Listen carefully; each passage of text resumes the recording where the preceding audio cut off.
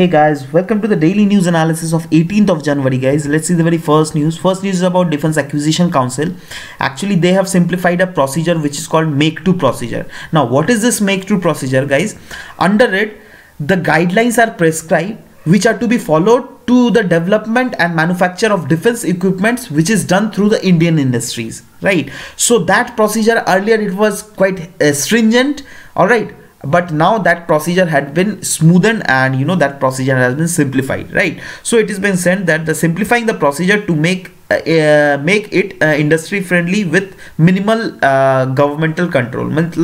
Earlier the stringent procedure which was being followed by the Defense Acquisition Council for the procurement of any defense goods, right? So those things will be simplified, right? Those procedures will be simplified, as well as it will ensure that the government has its minimum control over it, as well as there are other provisions also in which industries and the startups who are very keen for the development of this defense equipments, they can give their suo motu proposal to the Ministry of Defense. Means earlier what used to happen was Ministry of Defense used to make their own gazetted information that okay, we want participants to take part in this project, but now that will not happen. Bulky industries and these startups can get the opportunity to give a suo motu proposal to the Ministry of Defense, and Ministry of Defense as well, they will look forward that whether to give the project to them or not, right? Now also it has been said that the minimum qualification criteria to participate in the make-to project which was earlier done by the Ministry of Defense, that would be relaxed very much, all right? So these eligibility criteria will be relaxed, and as well as all the vendors whosoever are meeting with the government, they will be allowed to participate in the prototype development making procedures, and the prototypes will be for the defense equipments, right? So they will be directly it will be facilitated to them basically. Now let's see about Defense Acquisition Council.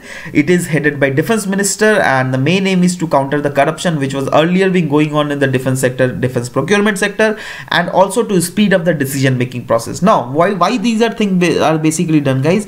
Because recently we have come across the Doklam issue with China, right? Doklam standoff with China, under which and that time only there came a report from CAG that we are not too much ready in our defense sector things, right? So if government will simplify the procedure of, say for example, here what we are reading that government has simplified the make-to procedure. So if they will be simplified, then we can ensure that if future these kind of thing happen, then at that very point of time our defense equipment will be totally ready, right?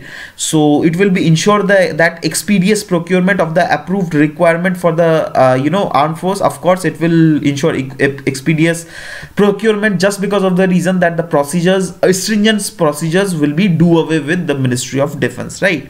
And it will be also responsible to give policy guidelines to the acquisitions based on long-term procurement plans to the central government. This is what the work of Defense Acquisition Council is, right? Next news is about GIAN program, that is Global Initiative of Academic Network guys. Under actually this network, the government has came up with this network basically to ensure that the faculties from the top-notch universities of the world can be invited to India, and their way of teaching could be learned in India also. So that earlier it was said that the procedure of education delivery to our college and students are not up to the mark as compared to the foreign industries.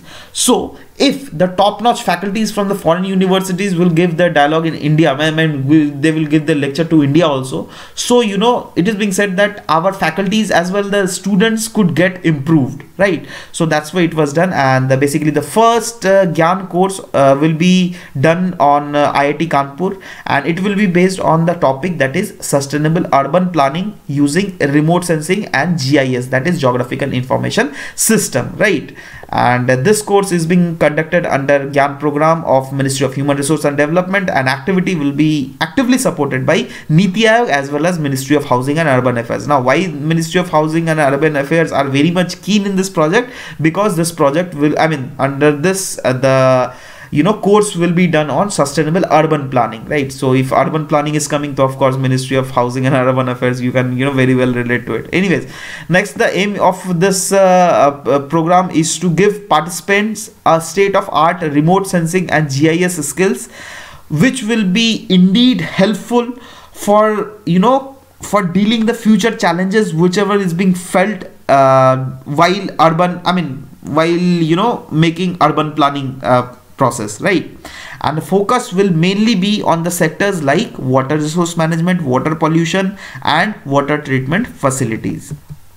So about GIAN, guys, so the main aim of the coming up of this program is to increase the footfalls of the reputed international faculty, as I've already told you, because the way the pedagogic method, that is the method they use to teach their students, is quite different from the Indian method, right? So under this program, at least Indian faculties will get to learn their methods, right? And also it will provide an opportunity to our faculty to learn and share knowledge and teaching skills in cutting edge areas, and also to provide opportunity to our students to seek knowledge. Of course, yeah, there will be interaction of students also with these faculties, right? So our students as well as our faculties will get to learn something from them, right? And under GIAN program, guys, GIAN is in higher education sector, was actually launched in 3 years back, that is in 2015, and the aim was to tap the talent pool of scientists and entrepreneurs in order to engage with the institutes of higher education, right?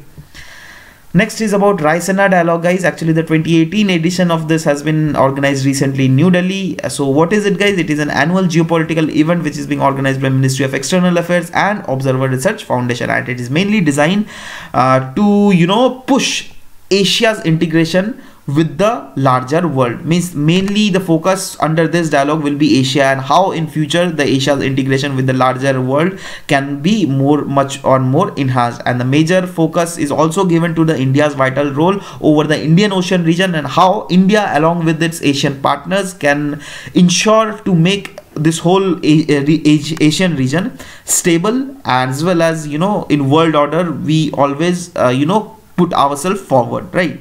Now the Raisina Dialogue was basically born 2 years ago, that is on the year 2016, in the belief that Asian century, that is 21st century, is the Asian century.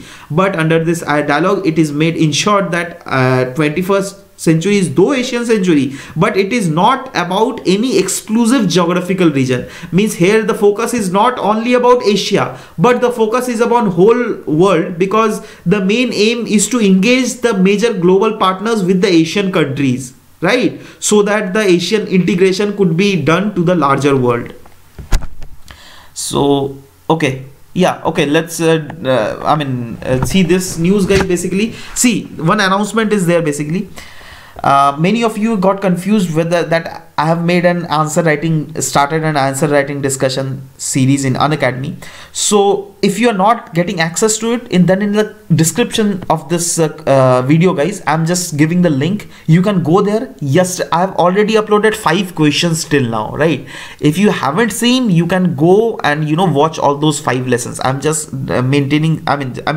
I'll be just giving the in description the link for all those courses, right? And at all, if you guys want to access with the PDFs whatever I'm issuing, then you can subscribe my Telegram link, right? This is the Telegram link. You can subscribe to that channel and get access to all the PDFs, right, whatever I have uploaded. And for the January 1st week and 2nd week, that is from January 1 to January 15, PDFs I have already uploaded in this Telegram link. You can get access to it, guys, right?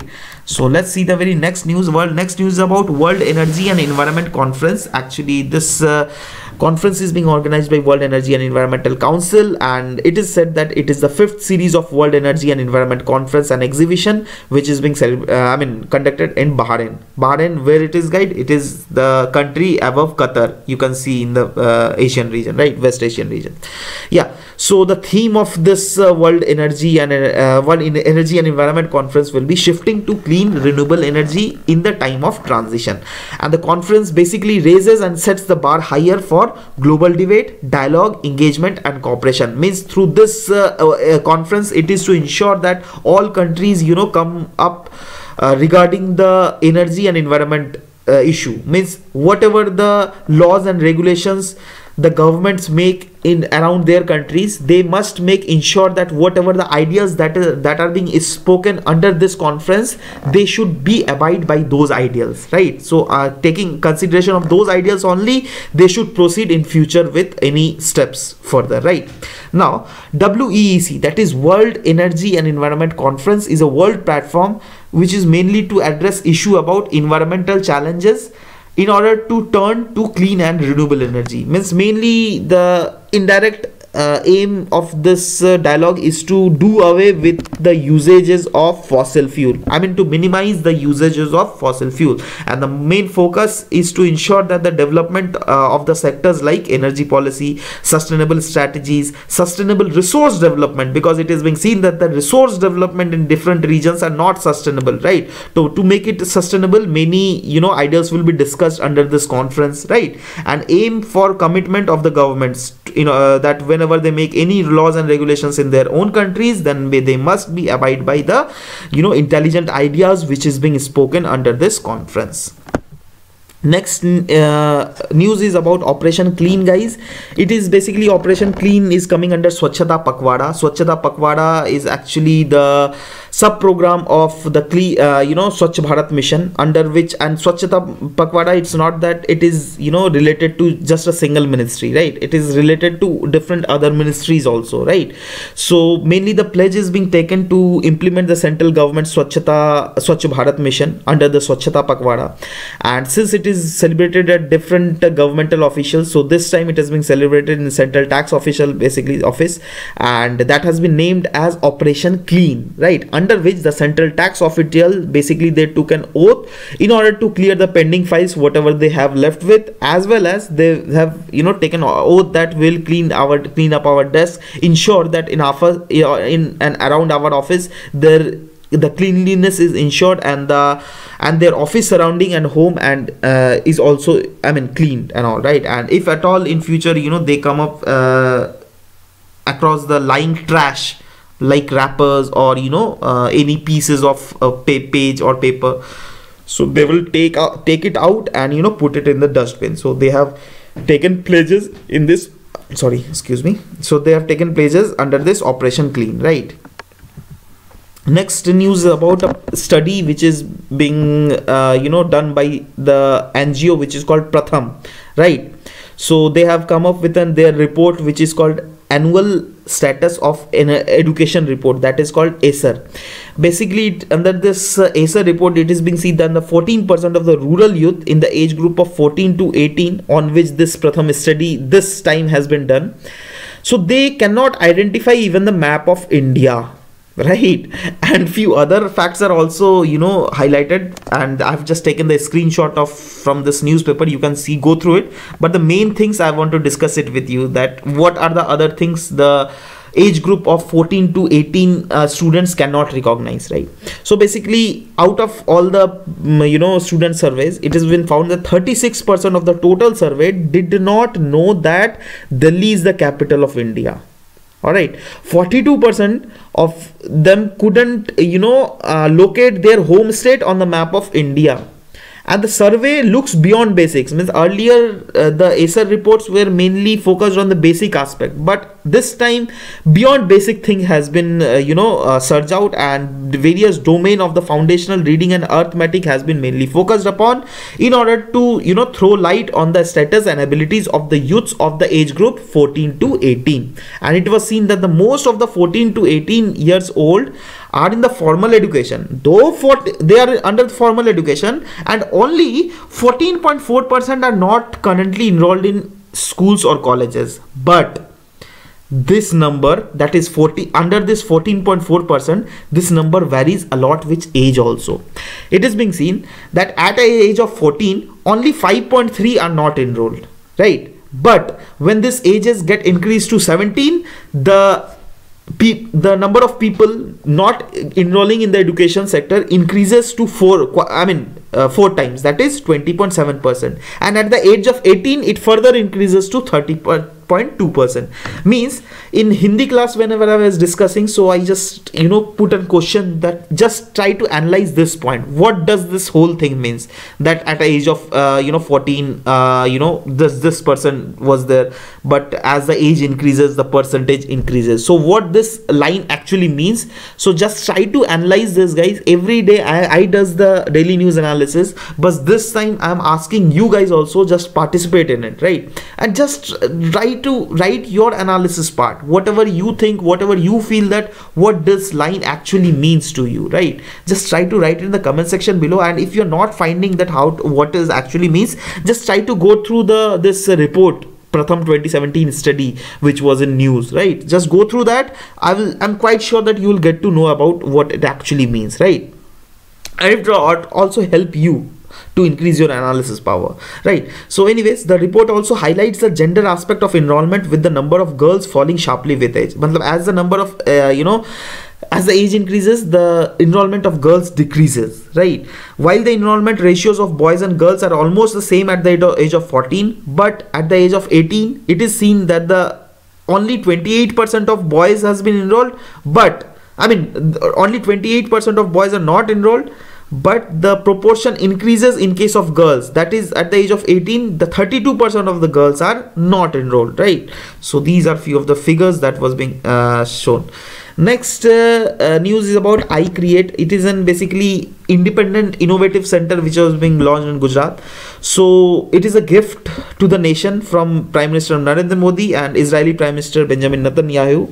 So basically it is an independent innovation center which is created with the objective of facilitating entrepreneurship through the blend of different innovative center, different talent pool that India actually have. That is blend of creativity, innovation, engineering, product design, as well as leverage the imaging technology. See, these are the sectors where India is very forward, but these are not inclined to a direction which can lead to innovation in something, right? So that's why this iCreate platform has been made, so that usage of these all creativity and innovation must be done, so that whatever the major issue is being faced by India as a whole, those issues can be addressed very carefully. And those issues are food security, water, connectivity, cyber security, IT and electronics, energy, biomedical equipments and devices, etc. Right? And also the aim of this iCreate is to develop an ecosystem in India in order to generate quality entrepreneurs. And Prime Minister said under this iCreate platform, guys, that our aim, the government aim is to mainly create entire system innovation friendly, because if the entire system gets innovation friendly, then there is huge probabilities that ideas will come up, and if ideas will come up, then those ideas will lead to innovation. And since if innovation is there, then only our aim to make India new India by 2020 can be realized, right? So that's why this was in news. Next news is about United States of America has slashed the aid to Palestine refugees. See, basically the United Nations Agency for Palestine Refugees, who is conducting this relief and rehabilitation operation using a special fund under which earlier the US was contributing $60 million, but US has recently said that under the pressure of Israel, they will not be allocating this much fund to them, because Israeli government don't want US to give fund to them, right? So that's why they have cut this fund. And that's why the United Nations Agency for Palestine Refugees has totally said that we are at a state of worst funding crisis, because US was one of the major contributor who has